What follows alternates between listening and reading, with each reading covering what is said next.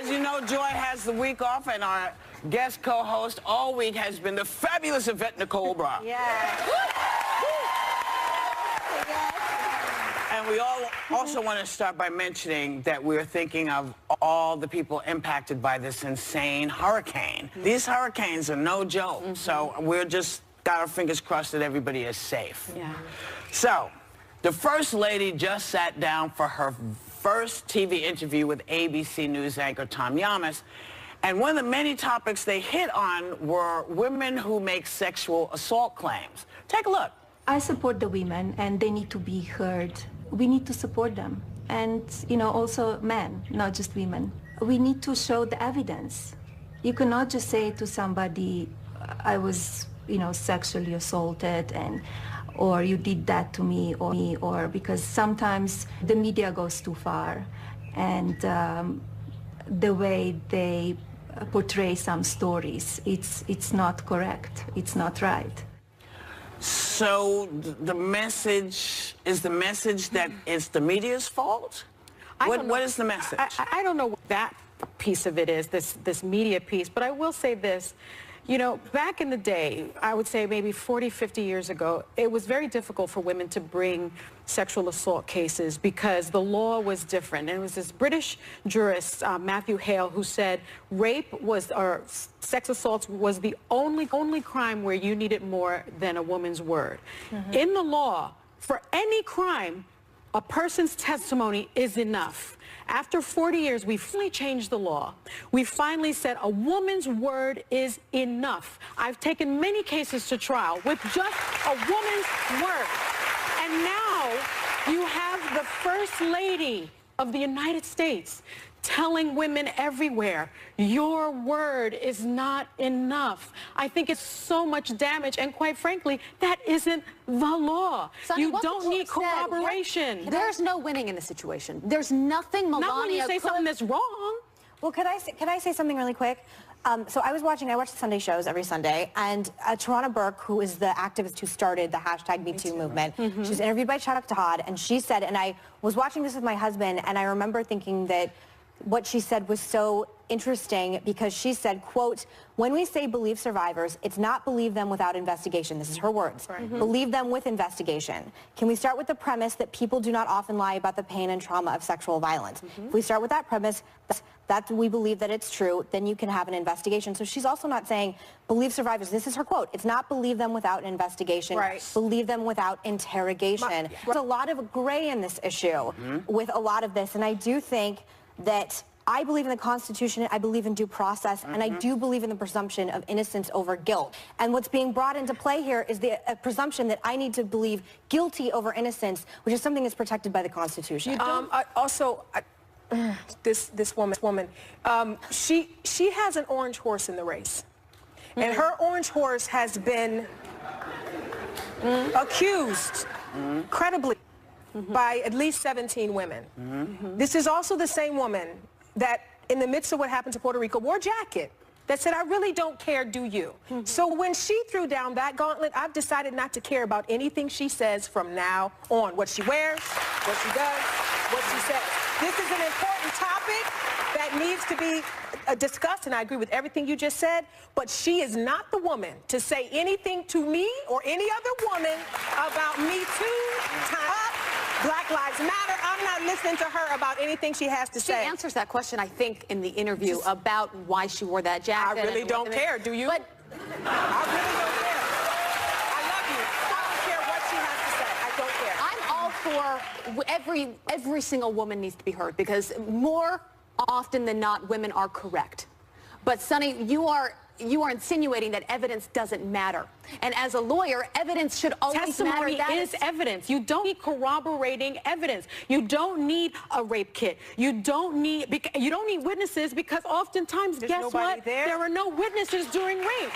So when you're talking about evidence, testimonial evidence is the very bedrock of our system. Have you ever known someone to be falsely accused of something? I will say between 2% and 8% of rape, assault, of alleged accusations. So part of the problem, false. though, with this, because I want to jump into this really quick, is that even saying, like, for me, the Constitution is a really big thing for me. Like, I have a copy of it in my living room framed. Like, for me to be sitting here even saying this, it's very nuclear for Abby and I to sit here and even push back, because all of a sudden everyone's going to say, oh, it's impossible. You're somehow okay with assault, you're somehow okay with rape, you're somehow, and by the way, I echo what you say about Melania Trump. I was saying this backstage, that ever since she wore that jacket, which it was to detainment centers in Texas. It was to the borders with the children. They don't care about so much. I forgot what she didn't care about. I was always on her side. I gave her a lot of runway. Yeah. That did it for me too. Yeah. I 100% agree that it's one of the most tone-deaf things any first lady would have done. I said on here that if Mrs. Obama had done that, my head would have exploded on TV. Hands down, it would have. To this day, she has a lot to answer for with that as well. I agree it's the wrong messenger, but that doesn't mean that there isn't gray in this topic. We are going to talk more about this when we come back. Wow.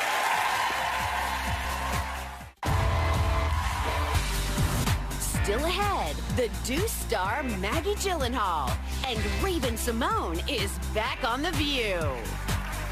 Okay, welcome back. I just really want to say this, even though I should have said it before, but we went to break, but I'm going to say it now. I have taken a lot of crap about this topic.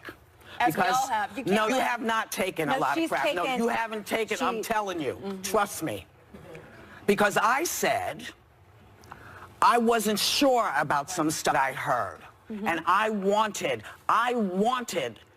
more evidence. I wanted a trial. I wanted people to take folks, even if the time was up, because there shouldn't be a statute of limitations on this, because it's happened with so many, with young men. You called for due process. I called for due process. That's right. Because when you lose that, when you lose the ability to have due process, you should be worried about your young men. You should be worried about your sisters. You should be worried about your mother. Because if no one can say, well, take me to court. This is why I loved Al Franken. He said, listen, let's have an investigation. I will talk to anybody, do the investigation. You know, for me, the law is really all you kind of got left. And if we can't depend on the law to protect us, you know, whether we're victim who's had something done or who's been accused, if we don't have law to protect us, we are totally screwed. And the law is very clear that testimonial evidence, a woman standing there, you know, taking an oath and saying, this happened to me, is enough. You don't need a witness. You don't need forensic evidence. You need someone's truth. And we heard Dr. Ford's truth. Yes. And you asked a great question as we're going. Due process. Due process is everything. You know, I'll get to this, but I do want to say something to you because you asked a really interesting question. One of the reasons I'm the way I am is for three. One was I grew up in a time with a young lady called Tawana Brawley, and her case came up, and people were, they were hot, and they went after the people, and it turned out it wasn't true. That was the second one.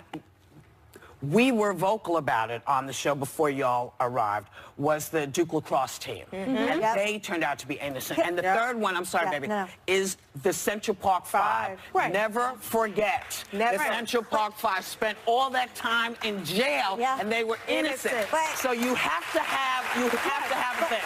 Also, because you and I are actually really close on this issue. Also, what about Juanita Broderick?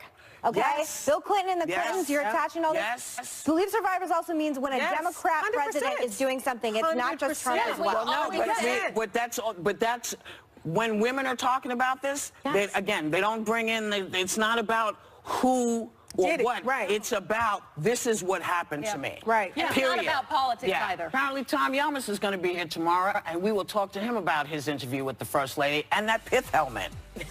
We'll be right back with more Hot Topics.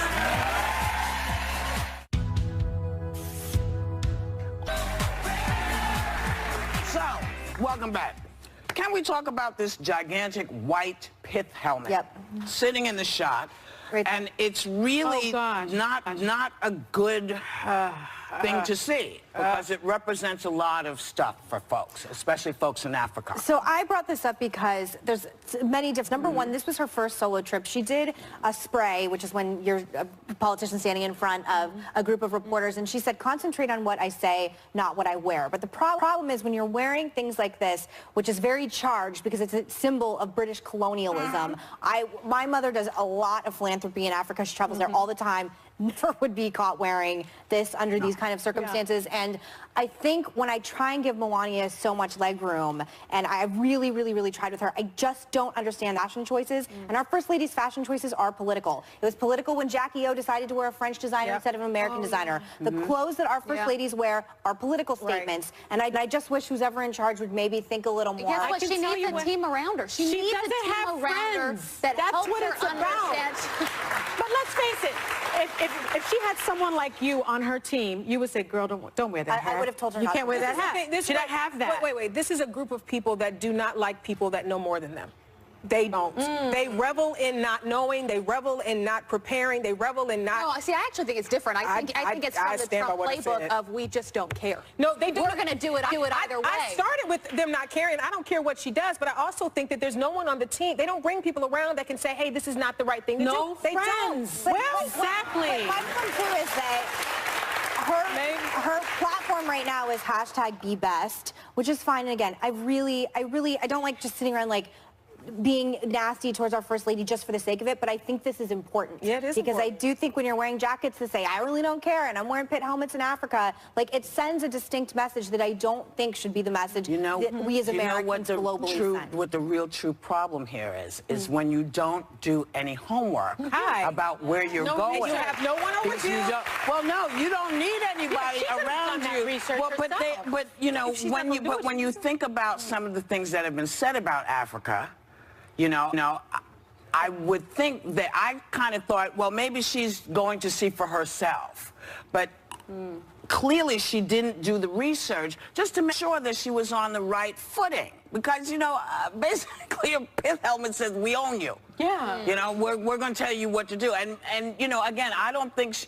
The choice of Africa was interesting, given her husband's feelings. Everything is ankle deep. There is no depth to any of this. It's all surface, all of it. And she picked it because she wanted to look cute, and she thought the hat was cute. It's just ridiculous. And again, I get it. She's a very stylish woman, but everything is political when you're the First Lady. And don't ever forget, beauty's on the skin deep. Yeah. Beauty's on the skin deep. Oh, yeah. We'll be right back.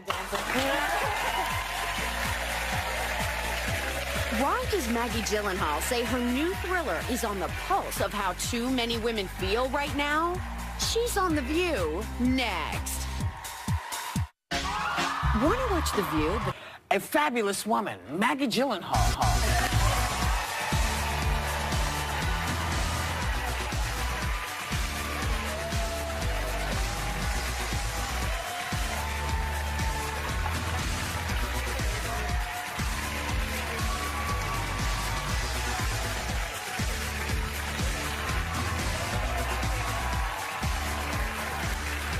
So something that most people do not know about Maggie Gyllenhaal is she is quite a singer. She and I, last time we saw each other, we were on stage doing Damn Yankees as a fundraiser for the Roundabout. Yeah. It was quite fun. It was like one of the most amazing nights of my entire life.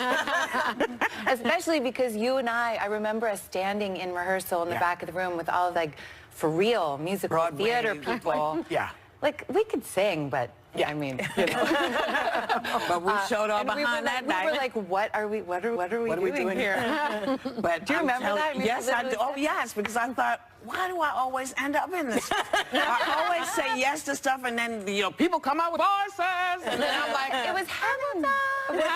Wasn't it actually heaven doing it? It was heaven doing it. I was like, and I knew, I was like, being on The View is never going to be the same again. So true. Because I know you for real. Yay. Well, Maggie, what I love about you is you grew up in a showbiz family. Your mother's a screenwriter, your dad's a director, your brother's an actor, you're an actor. I grew up in a political family. It wasn't even like an option not to go into politics. Right. Did you always know you were going to also be an actress? or in the industry? That's funny. I don't like to think of it like it was never an option. I don't know I mean, I know what you mean. I did always want to be an actress. But I guess I feel like in some ways that also came just from who I am. But yeah, I'm sure, of course, I was influenced by my family. You're lucky because you wanted to do it too, you know, and you were raised in that. And you are an artist. That's what I love about you, in front of the camera and behind the camera. I mean, your work is amazing. And you've got a beautiful family. Thank you. Your husband, Peter Sarsgaard, 2 beautiful daughters. We talk so much on the show about what's going on in this country. And a lot of the topics today have to do with being a woman and things that women have faced for so many years. Do you guys talk about what's going on to your girls? What's going on in this country? Yeah, I mean, one of my daughters is 12, so she's very aware of what's going on. And my other daughter is 6, so it's different kinds of conversations. My daughter, my 12-year-old, is an activist. Oof, love that. She's activated, she's a feminist. She ran into somebody recently a little girl her age who said she wasn't a feminist, and my daughter was astonished. Well, it's hard to imagine, you know, and you know, she came home and cried to me about it. Oh, wow. Well, I have a 12-year-old also, and they're just so plugged in and connected in ways that I don't think we were. But I just saw your film, your new film, The Kindergarten Teacher. It's almost every mother's nightmare that this kindergarten teacher who seems just so incredible and loving goes down a pretty dark path. And you've described her situation beautifully, I thought, as this is what happens when you starve a vibrant woman's mind. What do you mean by that? Well, I mean that I think at this moment, there are so many women that are waking up to the fact that we have been starved and that we've accepted things and twisted ourselves into pretzels and that we shouldn't have accepted, and that there are consequences for doing that.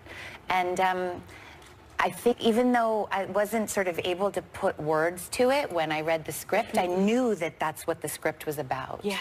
And so, yes, even though you're watching a woman who does some really problematic things, I think at the same time you're watching a woman that you can really relate to. Absolutely. Well, I think we have do we have a clip?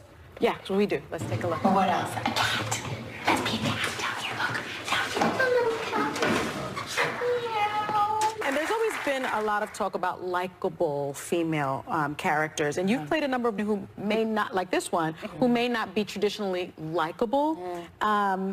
But I think that people are perhaps looking more for that these days. Well, I think we're being lied to so much these days, and I think that people are hungry for something human and truthful. Real. And I think people are a little tired of seeing fantasy versions of women and men, but there's been a history of, you know, fantasy versions of women.